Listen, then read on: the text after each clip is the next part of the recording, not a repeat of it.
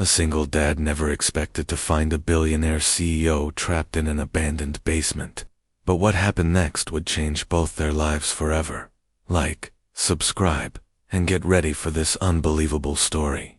Ethan Carter never imagined his life would turn out like this, working double shifts as a mechanic, raising 2 little girls on his own after losing his wife in a car accident.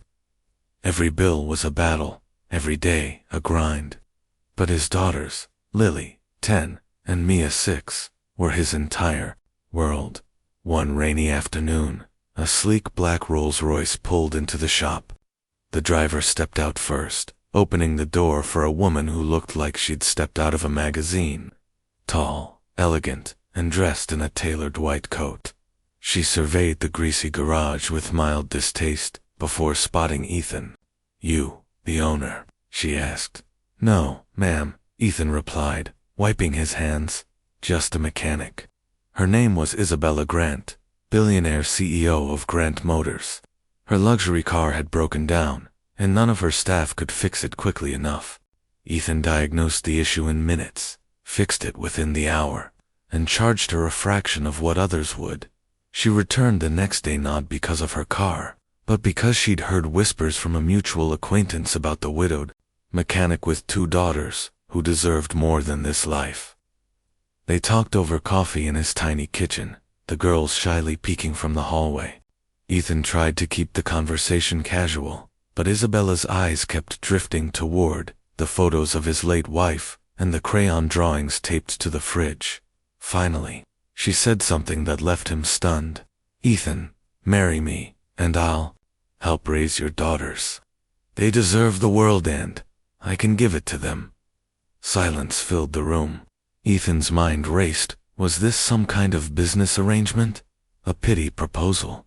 He opened his mouth, but before he could speak, Lily walked right up to Isabella, looked her straight in the eye, and said, "We don't need someone to give us the world. We need someone who will be in our world." Isabella's perfectly composed face cracked, her eyes softening. She knelt to meet Lily's gaze. "I think I can do both." From that moment, the proposal wasn't about money or status, it was about becoming a family.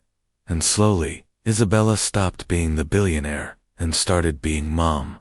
Ethan Carter was a man of calloused hands and tired eyes. By day, he fixed cars at the small-town garage. By night, he packed lunches, braided hair, and helped with homework. Since losing his wife in a car accident 3 years ago, he had lived every moment for his 2 daughters, Lily, 10, and Mia, 6. Money was always tight. The fridge was never full, the roof leaked when it rained, and sometimes he skipped meals, so the girls wouldn't have to. But there was never a shortage of love in their tiny home. One gray Thursday, a black Rolls-Royce Phantom rolled into the garage, its sleek body looking almost alien next to the rusted pickups Ethan usually worked on. A uniformed driver jumped out to open the back door. From it stepped a woman who didn't belong in a place that smelled of motor oil. She wore a cream coat over a fitted dress, her hair perfectly styled, heels clicking against the concrete. She scanned the garage until her eyes landed on him. "Are you the mechanic?" she asked, her voice smooth, commanding. "Yes, ma'am," Ethan replied, wiping grease from his hands. "What seems to be the problem?" She explained the issue: engine trouble, strange noise, and, while she spoke, Ethan noticed the faint impatience in her tone, the kind of urgency only someone used to being obeyed carried. He popped the hood, listened, diagnosed, and within 40 minutes, had it purring like new. When she asked how much, he named a modest price. She stared at him for a moment, as if waiting for him to add a zero, then handed him a crisp bill. "I'll be seeing you again, Mr. Carter," she said, sliding her sunglasses on. He thought nothing of it, until she came back the very next day. This time, Isabella Grant, billionaire CEO of Grant Motors, wasn't here for car trouble. She sat at his small kitchen table later that evening, sipping coffee from a chipped mug while his daughters peeked from behind the hallway wall. "I heard about you," she began. You're raising your daughters alone, working 2 jobs, barely keeping afloat. Ethan stiffened. We manage. She studied him for a long moment. You shouldn't have to just manage. Then she leaned forward.